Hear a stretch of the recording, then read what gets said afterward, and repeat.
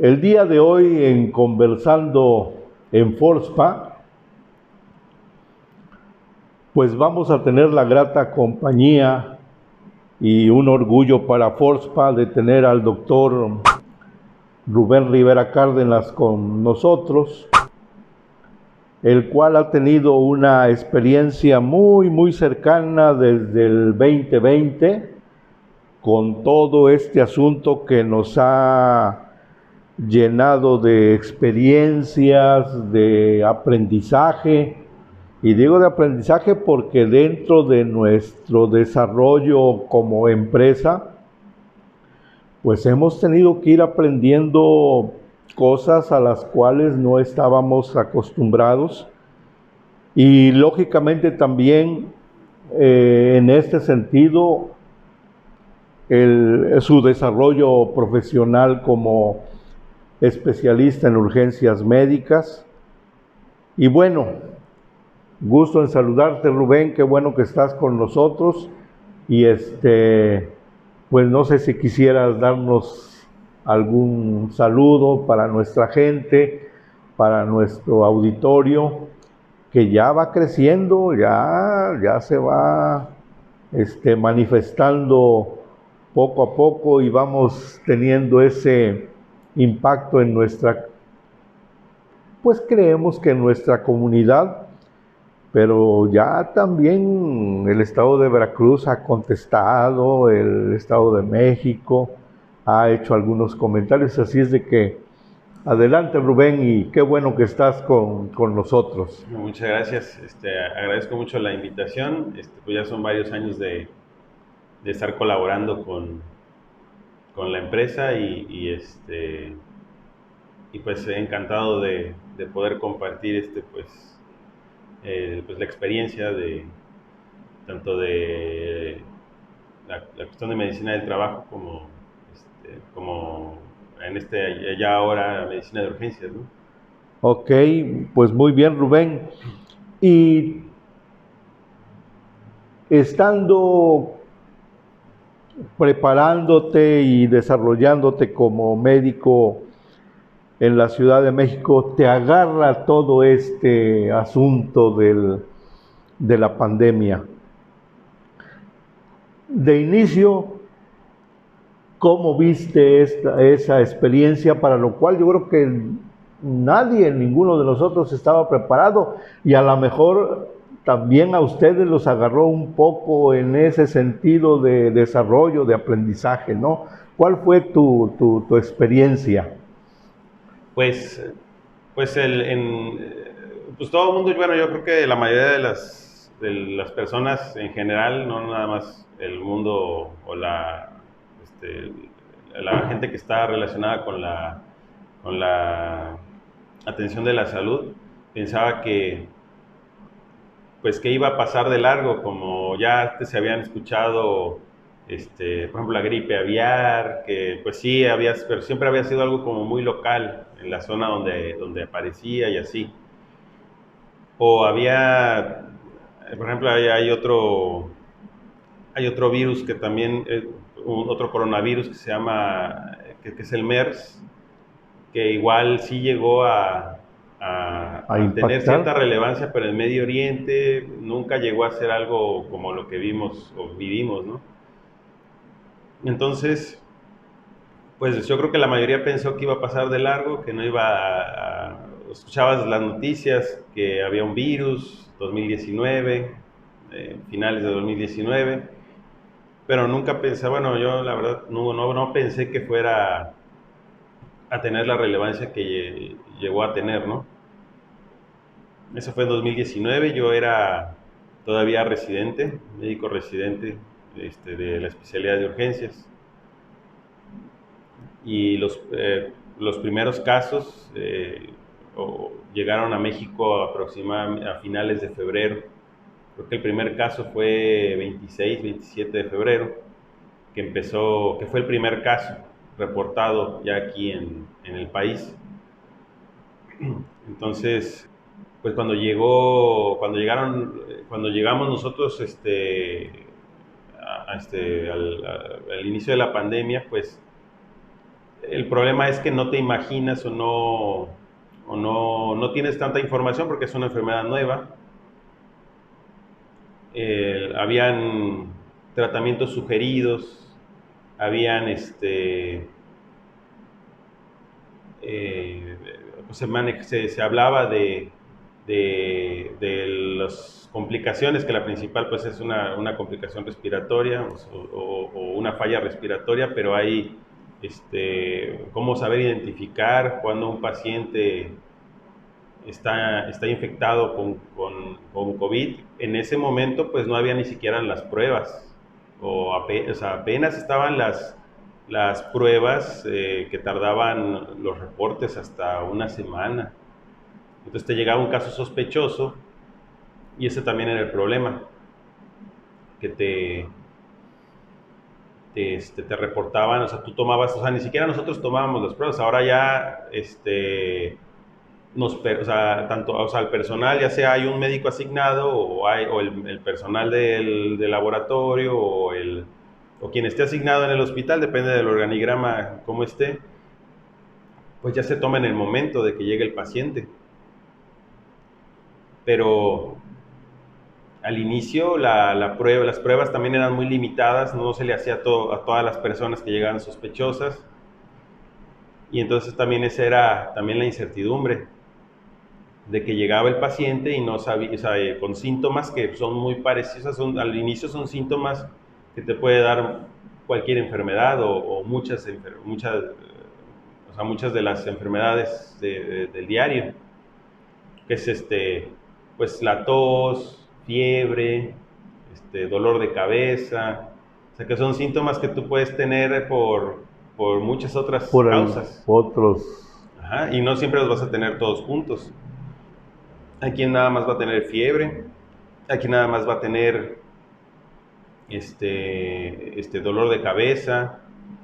Entonces esa era como que la incertidumbre al principio. También obviamente pues yo, por ejemplo, en la Ciudad de México no estoy con la familia, pero había mucha gente que pues labora y vive con su familia, y ahí en la ciudad. El riesgo, el miedo era llevarle la enfermedad a tu familia. Entonces en parte era algo,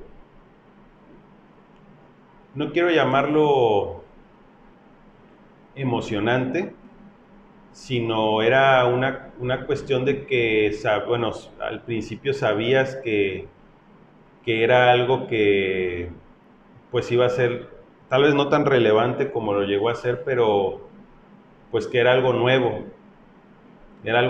que ibas a tener que enfrentar y tenías que, y estabas en el lugar, ¿no? También esa es la cuestión.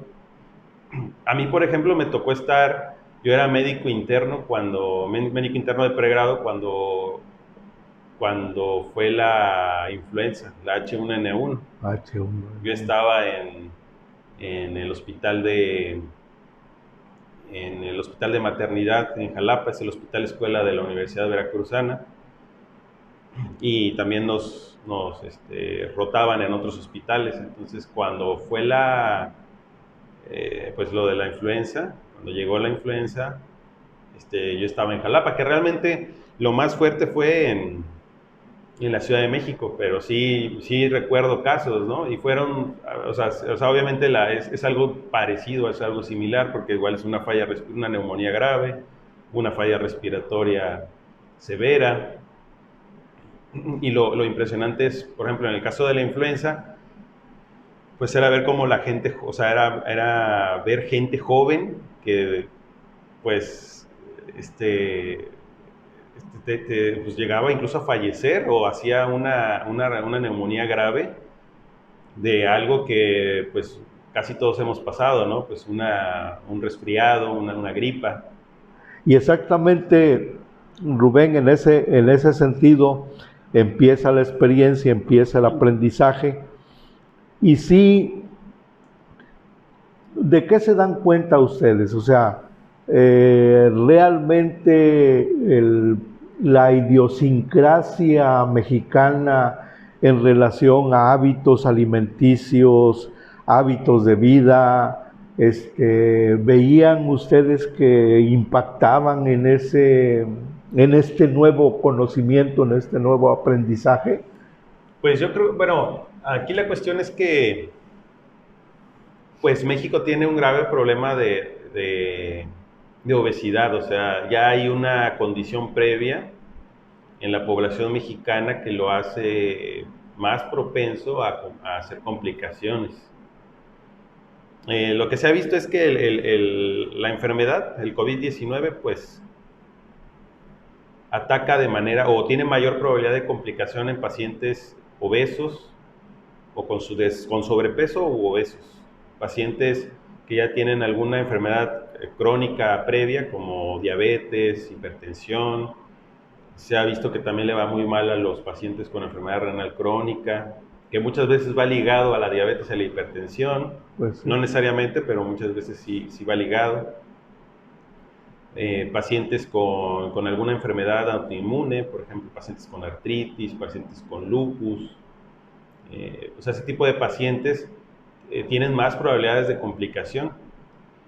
Al inicio, o sea, también eso fue porque igual fue cambiando, porque como ya habrán escuchado, la gente habrá escuchado, hay variantes, ¿no? Entonces, al principio, y sí lo vimos, o sea, también eso fue también impresionante ver cómo iba cambiando el tipo de pacientes que iban llegando. Al principio fue pacientes de la tercera edad.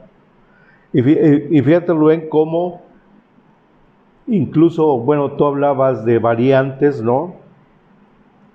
Como yo creo que es el momento actual en el sentido de que la gente a lo mejor todavía no tiene bien dimensionado o bien identificado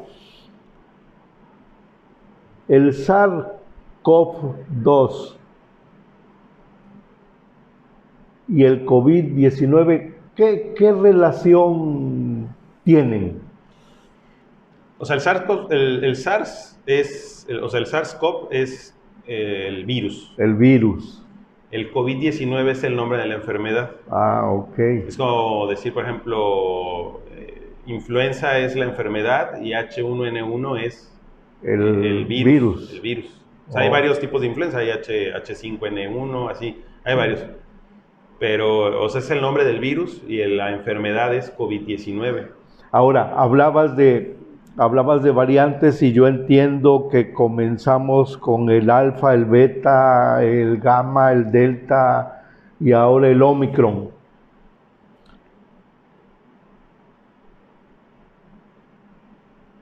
Las otras variantes, al estarnos bombardeando ahora actualmente tanto con la cuarta ola que es la del Omicron, ya no existen, ya no están latentes dentro de nuestro ambiente, o qué pasa. No, o sea, todavía están presentes, o sea, todas esas variantes están, el virus muta, o sea, el virus va cambiando, o aparece una variante, o sea, al infectar un organismo, el virus puede tener cambios o variantes, como cualquier microorganismo, al pasar varias generaciones, pueden haber cambios, que es un sistema evolutivo, ¿no? Que puede haber, a veces pueden haber errores que hacen que un ser vivo, un organismo, la mutación sea perjudicial, o hay veces que las mutaciones pueden pueden potenciar ¿Benévolas? No, o sea, potenciar me refiero por ejemplo, eso ocurre no nada más en los virus, ocurre en cualquier bacterias, hongos, incluso cualquier especie, incluso multicelular, o sea, un ser humano, un ave. O sea, pueden haber mutaciones que perjudiquen a la especie, pero también pueden haber mutaciones que pueden potenciar alguna cualidad del, del organismo. Por ejemplo, se ha visto, por ejemplo, algunas polillas, ¿no? Les ha favorecido a algunas polillas el color marrón en ciudades donde la polución cambia a veces el color de la roca o de la piedra o de las construcciones.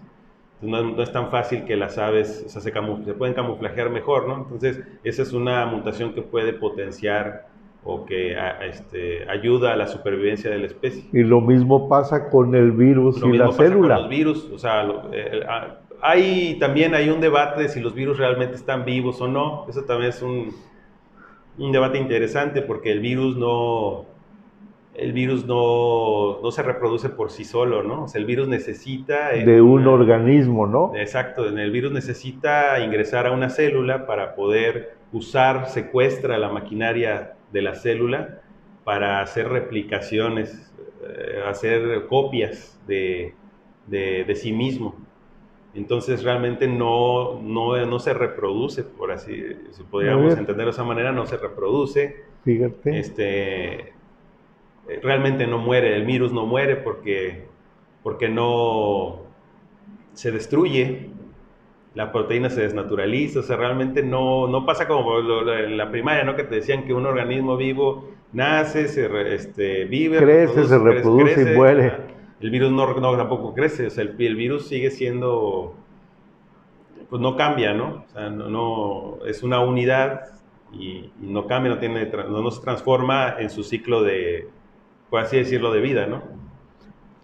Pero bueno, el virus, pues sí, es un microorganismo, un agente patógeno, por lo menos, ¿no? Entonces, en esas réplicas, o sea, en esa generación de copias pueden haber errores, que son las famosas mutaciones, y eso puede llegar a potenciar su virulencia, puede llegar a potenciar su capacidad de infección, o lo puede hacer más benévolo para el organismo al que infecta.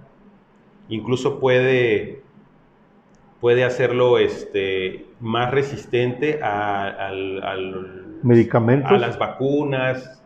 En el caso, por ejemplo, de la influenza, hay antivirales, o sea, ya hay antivirales específicos para virus de influenza. O sea, medicamentos que específicamente bloquean alguna parte del ciclo de replicación o del ciclo de infección del virus. En el caso del COVID, pues ahí están todavía en investigación, algunos en fase de prueba. Ya empezaron algunos. Parece que hay algunos medicamentos prometedores. Bueno, desde el inicio se usaban para algunos otros virus o algunas otras infecciones. Pero todavía no hay algo así bien concreto, no hay. Entonces, todas esas variantes que hemos escuchado, pues son eso, ¿no? Son mutaciones de la cepa original. Y fíjate, Rubén, cómo, por ejemplo, dentro de las industrias, voy a aterrizar esto a tu especialidad. Dentro de las empresas, dentro de la industria, no había protocolos para este tipo de situaciones. Este tipo de situaciones tan presentes y tan constantes en ese sentido. Había protocolos en el servicio médico para atender este tipo de casos, en este caso una pandemia, un detonante que continúa hasta nuestros días. Pues fíjate que yo creo que la pandemia nos vino a enseñar bastante humildad a todos. O sea, México es un país que tiene un sistema de salud pues como el de un país desarrollado, o sea, no es un sistema de salud óptimo o como nos gustaría tener, ¿no? Pero yo creo que el COVID le vino a enseñar también no solamente no solamente a países como México, sino a países de primer mundo que se jactan de tener una atención, un sistema de salud, como pues los De conocemos, primer ¿no? mundo, ¿no? Europa, países, algunos países de Asia, que tienen una capacidad o que supondríamos que tienen una capacidad de respuesta más, mejor que Que la, la que nos tenemos nosotros, o la que se podría ofrecer tal vez en un país que no tiene todos los recursos. Estados Unidos fue uno de los países que más fue afectado y es considerada la mayor economía del mundo. Entonces, el problema con el COVID es que el virus se transmite por vía aérea. Entonces, ese es el gran problema. La forma de infección es tan fácil que eh, necesitarías una protección es, impermeable o de filtros especiales porque obviamente consideramos que el virus es muy pequeño. o como las máscaras de las guerras bacteriológicas, ¿no? Sí, sí, que incluso o sea, también ese tipo de máscaras No no están ten... hechas para eso. Exacto. Entonces, generalmente esas máscaras son de uso industrial, ¿no? Ese tipo Sí, de máscaras son de uso industrial o las famosas máscaras esas de la Segunda Guerra Mundial que son de filtros de carbono, filtran el gas de cierto tamaño de partículas, pero el virus es mucho más pequeño que eso. Entonces, algunos filtros que parece ser que sí tienen la capacidad de filtrar partículas de ese tamaño, pero realmente no es algo o que se haya com- estudiado cuando llegó. comprobado. Entonces sí, realmente no habían No había protocolos, no había protocolos. protocolos, no, pues como la posibilidad también es muy pequeña de que ocurra una pandemia, pues realmente incluso hay artículos en revistas médicas que ya advertían en años anteriores. Incluso hay por ahí un artículo, me parece que es del 2005 o 2006, no recuerdo bien, donde los autores ya comentaban que hay ciertos coronavirus, que tenían un potencial bastante importante de generar alguna infección. Como lo que se ha comentado de virus por ejemplo, la gripe aviar es un virus de influenza que afecta a aves. Normalmente, históricamente ha sido así, pero puede llegar a saltar a la infección a humanos. Entonces sí se han dado casos de seres humanos que han desarrollado una infección por la SH5N1. Es bastante, la mortalidad es bastante importante cuando se llega a uno a infectar con esa cepa, pero nunca llegó a ser tan relevante. O sea, la forma de contagio tenía que ser con secreciones, directamente con las secreciones. No se transmite por vía aérea. O sea, el virus que infecta al ser humano, cuando el ser humano desarrolla la enfermedad, no se contagia de manera tan fácil, tan significativa como con el COVID. Entonces, ahí es donde está la diferencia tal vez con esta nueva enfermedad, que es tan fácil el contagio, y es tan difícil el prevenirlo. O sea, es tan difícil que necesitas que tal vez toda la población, o al inicio pues se requería que la población usara la mascarilla, usara el cubreboca, que usaran, que fuera lo de la sana distancia, que igual todo eso también está incluso ahora pues cuestionado. ¿Qué tanto habrá servido o no el aislamiento o lo que llamaron este, el resguardarte, ¿no? El salir a la calle, todo eso, se está cuestionando, pues si realmente, o sea, qué tanto sirvió, ¿no? Obviamente evitar aglomeraciones era algo importante, pero pues había gente hay gente que si no trabaja no come, ¿no? Entonces, eso también es debatible. Ahora en ese sentido, por ejemplo, nos damos cuenta que como comentabas, países tan supuestamente del top 10 mundial, Francia, Inglaterra, Estados Unidos, Japón, ¿no? Sí. En un principio seguían permitiendo precisamente el no aislarse, las aglomeraciones,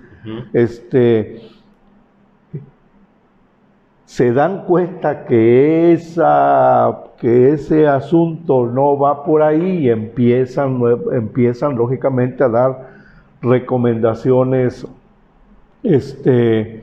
incluso ni la OMS yo creo que estaba preparada para todo este asunto, ¿no?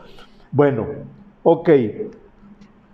Nosotros en aspectos de seguridad, salud, medio ambiente y calidad, señalamos que riesgo es igual a esa probabilidad que existe en todo el entorno, nuestro entorno. En este momento nosotros estamos respirando quizás un resto de microorganismos o micropartículas o que nos pudieran hacer de alguna manera algún daño. Entonces decimos riesgo igual a probabilidad por esa exposición peligrosa. Y quiero amarrar esto también con algunos asuntos que tú comentabas de la incertidumbre. Es riesgo, probabilidad por exposición peligrosa, por consecuencia. Ok, ¿cómo vivieron ustedes ese paso? O sea, ese paso. Llegan los primeros contagios o los primeros supuestos contagios con SARS-CoV-2.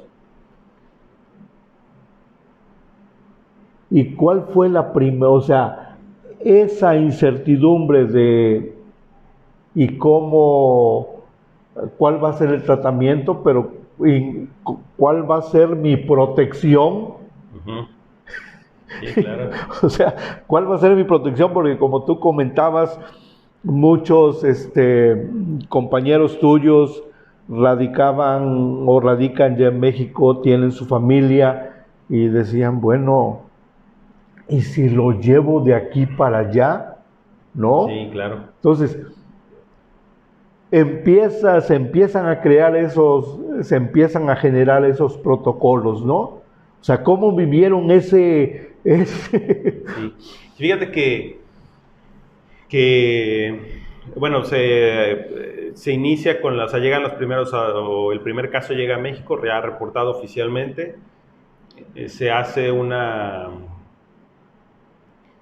la famosa reconversión hospitalaria, que pues en muchos casos pues, estuvo, o sea, realmente pues se trabajó con lo que había o con lo que te proveían, ¿no?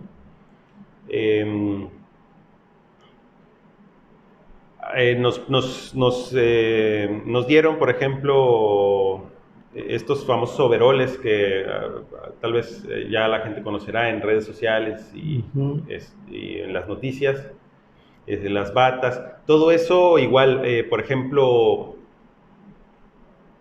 no no necesariamente había una evidencia de que eso realmente funcionara, sino era, pues Con lo que se contaba. era con lo que se contaba, y no solamente aquí en México, sino incluso pues, en otros países. O sea, no había del uso común esos trajes bacteriológicos que luego salen en las películas, o sea, existen, pero no para el uso de tanto personal, ¿no? Entonces igual, o sea, realmente era, o sea, ningún país lo hizo. Con lo que se contaba era con el famoso overol, con la bata, estas batas azules.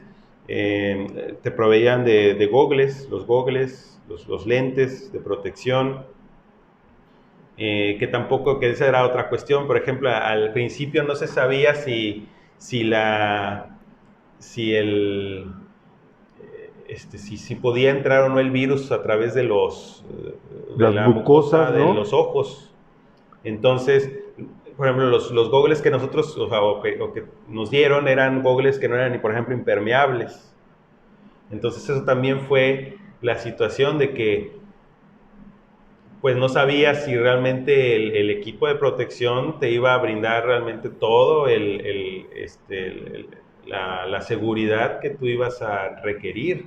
El cubreboca, el tipo de cubreboca que es el famoso N95. Antes hasta le costaba trabajo recordar la nomenclatura, ¿no? Pero y ahora ya es de uso común. Sí, ya. Ese tipo de cubrebocas, sí no hay estudios con el COVID, o bueno, no habían, pero ya habían estudios con influenza de que ese tipo de cubrebocas no filtra el virus. O sea, no es lo suficiente, el entramado no es lo suficientemente fino Para retener para no dejar pasar el... el virus.